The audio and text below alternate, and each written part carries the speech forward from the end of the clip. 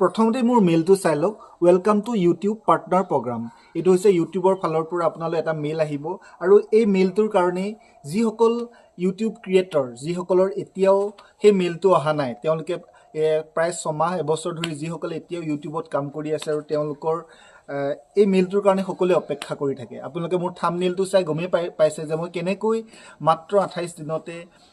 মোৰ 1000 সাবস্ক্ৰাইবাৰ আৰু 4000 ঘণ্টা পাব্লিক ওয়াচ টাইম কমপ্লিট কৰিবলৈ সক্ষম হলো এই ভিডিঅ'টোৰ যোগেদি আপোনালোকক গুটেখিনি বৰ্ণনা দিম যিসকল এতিয়াও কৰিব পৰা নাই তেওঁলোকৰ কাৰণে কিছু সহায়ক হ'ব বুলি ভাবো আশা কৰো আপোনালোকে ভিডিঅ'টো স্কিপ নকৰাকৈ চাই যাওক যাতে আপোনালোকৰ এটাও পইণ্ট মিছ নহয় মই প্ৰথমতে মই আপোনালোকক প্ৰুফ কেটামান দি ল'ব বিচাৰিছো বৰ্তমান চাওক মই আজি হৈছে কেটাকে ভিডিঅ' কৰিছো 23 জানুৱাৰী হয়নে 23 জানুৱাৰী মই আপোনাক ইউটিউব ষ্টুডিঅ'টো মই ৰিফ্ৰেছ কৰি দেখাইছো বৰ্তমান মোৰ সাবস্ক্ৰাইবাৰ আছে 1349 জন আৰু ওয়াচ টাইমটো চাওক 6.9k আৰু এস্টিমেটেড ৰেভিনিউ মানে মোৰ চেনেলটো কালিহে মনিটাইজেশ্যন হৈছে এটো চাওক 21 জানুৱাৰী মানে পৰহি দিনাখন মই এডসেন্স একাউণ্টৰ কাৰণে সাইন আপ কৰিছিল আৰু সেই দিনাখনে মোৰ এডসেন্স একাউণ্টটো ক্ৰিয়েট হৈ গৈছিল আৰু তাৰ পিছত গেট ৰিভিউত গৈছিল আৰু গেট ৰিভিউ যোৱা পিছত yesterday চাওক মানে 22 তাৰিখে সেই ইউটিউবে হেতু একসেপ্ট কৰিছে মোৰ মনিটাইজেশ্যনটো গুটেখিনি একসেপ্ট কৰিছে আৰু মই মাত্ৰ 28 দিনত কেনে 28 দিন হয় নে নহয় হেতু হয়তো বহুতে সন্দেহ কৰিব পাৰে মই হেতু আপোনালোকক প্ৰথমতে শুদ্ধৰাই দিছো আপোনালোকে চাই যাওক মই দেখাই আছো এটো হৈছে মোৰ ইউটিউব ষ্টুডিঅ ভিডিঅ লিষ্ট মোৰ ফাৰ্স্ট ভিডিঅ আছিল সিকিম এণ্ড দাৰ্জিলিং টুৰ এটো চাওক মই কে তাৰিখে আপলোড দিছো প্ৰথম ভিডিঅটো আপোনালোকে চাওক এটো 25 ডিসেম্বৰ 2025 হয়নে আজি হৈছে 23 জানুৱাৰী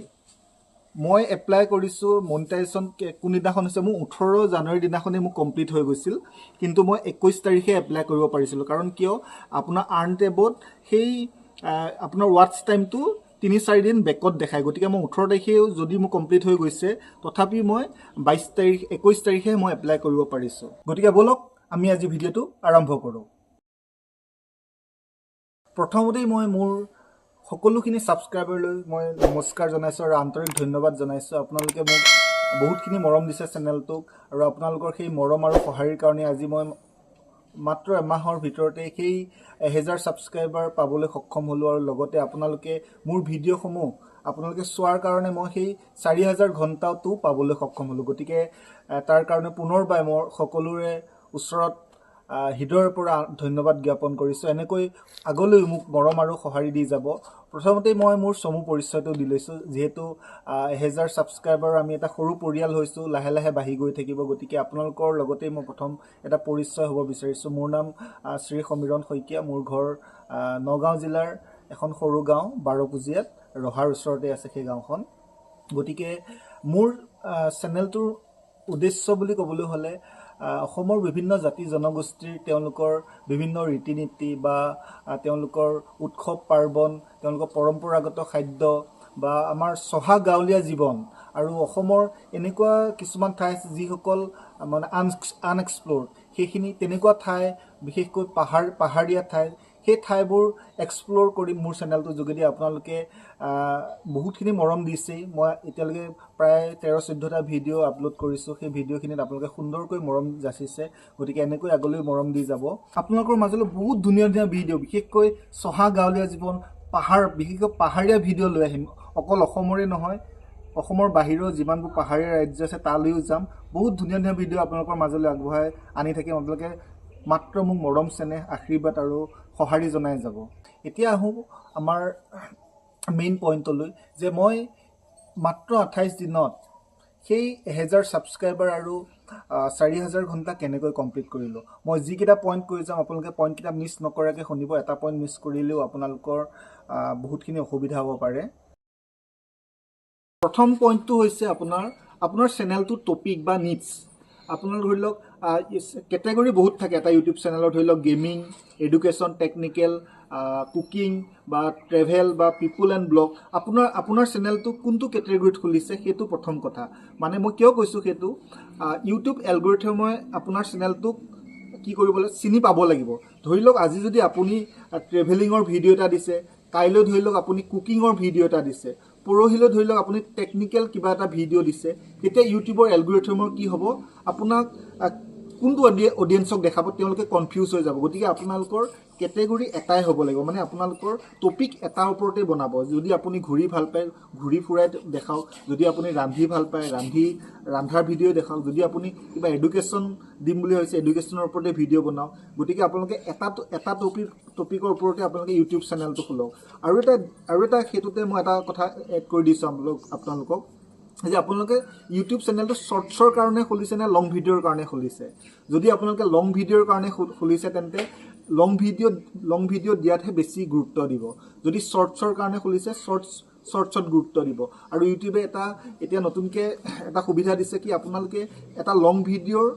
সেই সৰু পাৰ্টটো আপোনালোকে শ্বৰ্টছ হিচাপে আপলোড কৰি তাত ৰিলেটেড ভিডিঅ'ত আপোনালোকে লিংকটো লগাই দিব পাৰে তেতিয়া সেই শ্বৰ্টছৰ পৰাও আপোনাৰ লং ভিডিঅ'ৰ মানে ছাবস্ক্ৰাইবাৰ হওক বা ৱাটচ টাইমটো বা ভিউজখিনি বাঢ়ি যায় 2 নম্বৰ পইণ্টটো হৈছে আপুনি কিমান কনচিষ্টেণ্ট ইউটিউবত ধৰি লওক আজি আপুনি ইউটিউব চেনেল এটা খুলিলে কিছুমানেতো বহুতে চখতে খুলি দিয়ে ভিডিঅ' আজি দিছে কাইলৈ দিছে তাৰপিছত বোলে নাই এমাহ নাই সেইটো হ'লে নহ'ব আপুনি কনচিষ্টেণ্টলি ভিডিঅ' দি থাকিব লাগিব ধৰি লওক আপুনি সপ্তাহত লাগিলে 2-3টা ভিডিঅ' দিয়ক কিন্তু সেই কনচিষ্টেণ্টটো মেইনটেইন কৰিব লাগিব আজি ধৰি লওক আপোনাৰ কনচিষ্টেণ্ট আৰু টাইমিং ধৰি লওক আপুনি আপোনাৰ চেনেলটোত কি কৰিছে আজি ধৰি লওক 23 তাৰিখে বোলে আপুনি ভাতিবেলাহে ভিডিঅ' দিয়ে তেন্তে যেতিয়া দিব আপুনি সদায় এটা টাইমতে ভিডিঅ'টো আপলোড কৰক ধৰি লওক আজি 23 তাৰিখে দিলে বোলে আপুনি 25 তাৰিখে দিব বিচাৰিছে 25 তাৰিখেও সেই এটা সময়তে আপুনি ভিডিঅ'টো আপলোড কৰক সেই কনচিষ্টেণ্টটো ৰখাব লাগিব বোলে আপুনি আজি দিলে তাৰপিছত বোলে আকৌ 10 দিনত নাই 10-15 দিন নাই 20 দিনৰ পিছত দিছোঁ তেতিয়া ইউটিউবৰ এলগৰিথম কনফিউজ হৈ যায় আপোনাৰ চেনেলটো কাক দেখাব সেইটো আপোনালোকে ভুল কেতিয়াও নকৰিব সেইখিনি মোৰ নিজৰ মই কেনেকৈনো ইমান 28 দিনতে এইখিনি কমপ্লিট কৰিব পাৰিলোঁ সেই অভিজ্ঞতাখিনিৰ পৰা আপোনালোকক কৈ আছোঁ 3 নম্বৰ পইণ্টটো হৈছে এইটো সকলোতকৈ ইম্পৰ্টেণ্ট কথা বহুতে হয়তো নাজানে যে আপোনালোকে ইউটিউবত যেতিয়া ভিডিঅ' এটা আপলোড কৰাৰ পিছত আপোনালোকে হোৱাটছআপতে হওক বা ফেচবুকতে হওক আপোনালোকে সেই লিংকটো শ্বেয়াৰ কৰি দিয়ে হয়তো ময়ো কৰিছিলোঁ প্ৰথম 5-6টামান ভিডিঅ'ত ময়ো কৰিছিলোঁ নাজানিছিলোঁ কথাটো কিন্তু পিছত মই উপলব্ধি কৰিছোঁ মানে আপোনালোকে শ্বেয়াৰ কৰিলে কি হ'ব ধৰি লওক আপুনি ফেচবুকত শ্বেয়াৰ কৰি দিলে শ্বেয়াৰ কৰাৰ পিছত ধৰি লওক কিছুমানে সেই লিংকটো ক্লিক কৰি পেলাই ভিডিঅ'টো 10 ছেকেণ্ডমান চাই মানে কি কাটি দিলে তেতিয়া আপোনাৰ ইউটিউব এলগৰিথমলৈ এটা নিগেটিভ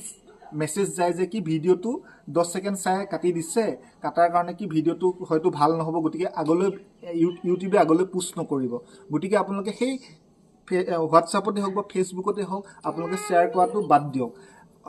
আৰু শ্বেয়াৰ এনেকুৱা আপোনাৰ ফ্ৰেণ্ডক যিয়ে আপোনাৰ ভিডিঅ'টো চাব তেওঁলোকে মাত্ৰ অকণ চাই পেলাই যাতে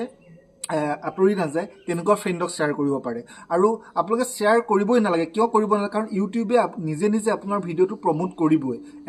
প্ৰথম এটা সৰু অডিয়েন্সক দিব সেই অডিয়েন্সখিনিয়ে যদি ভাল ৰেছপন্স দিয়ে তেন্তে সেই অলপ ডাঙৰ অডিয়েন্সক দিব তেনেকৈ সেই ভিউজটো বাঢ়ি গৈ থাকিব আৰু এইখিনিতে এটা কথা কওঁ আপোনাৰ চেনেলটো সোনকালে পাব্লিক ৱাটচ টাইমটো পাবলৈ হ'লে আপোনাৰ যিকোনো এটা ভিডিঅ' ভাইৰেল হ'ব লাগিব ভাইৰেল মানে কি আপোনাৰ অলপ ভিউজ যাব লাগিব আৰু সেই ভিউজ গ'লে আপুনি ৱাটচ টাইমটো পাব আৰু সেই ভাইৰেল কেনেকৈ হ'ব আপুনি কনচিষ্টেণ্টলি ভিডিঅ' দি থাকক তাৰ মাজতে কোনোবা এটা ভিডিঅ' ইউটিউবে আপোনাক অট'মেটিক ভাইৰেল কৰিব আৰু সেই ভাইৰেল ভিডিঅ'টোৰ পৰা আপোনাৰ চেনেলটো এটা টাৰ্ণিং পইণ্ট হ'ব 4 নম্বৰ পইণ্টটো হৈছে আপোনাৰ থাম্বনেইলটো আপুনি যেতিয়া ভিডিঅ' এটা